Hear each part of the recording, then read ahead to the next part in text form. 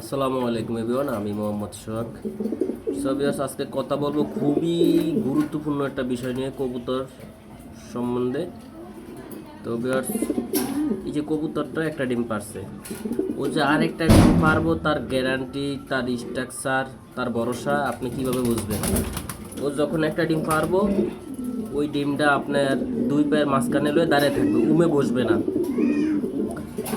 তখন বুঝে নেবেন যে ও আরেকটা ডিম পারবে, লাস্ট ডিম পারবে, দুইটা ডিম পারে তো কবুতর, ও আরেকটা ডিম পারবে পাইয়া তারপর উমে বসবে। তো এখন বিষয় হলো ভাই, কবুতরটা দুইটা ডিম পারার কারণ হচ্ছে ফার্স্ট ডিম যেটা পারবে ওইটা পাইরা ও উমে বসবে না, ও দাঁড়িয়ে থাকবে। তো তখনই আপনি বুঝে নেবেন যে ও দ্বিতীয় ডিমটাও পারবে। তো যাই হোক, আজকে সন্ধ্যায় যদি আপনার কবুতর বিকালে যদি ডিম পারে, কালকের দিন গ্যাপ পরশু দিন ডিম পারবে শিওর ইনশাআল্লাহ। পরশু দিন না পারলে তারপরের দিন পারবে, যদি কবুতর দাঁড়ায় থাকে। একদিন দুই দিন গ্যাপ যাইতেই পারে, একদিন বেশি হইতে পারে, ওটা কোনো ব্যাপার না।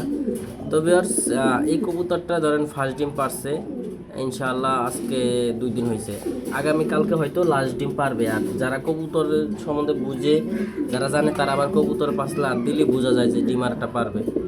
তো ভিউয়ার্স, কবুতরের মূল হইলো ডিম যদি দুইটা পারে সে এক ডিম পাইরা দাঁড়ায় থাকবে, আর যদি একটা পারবো তাইলে ও এক ডিম পাইরে বসে থাকবো।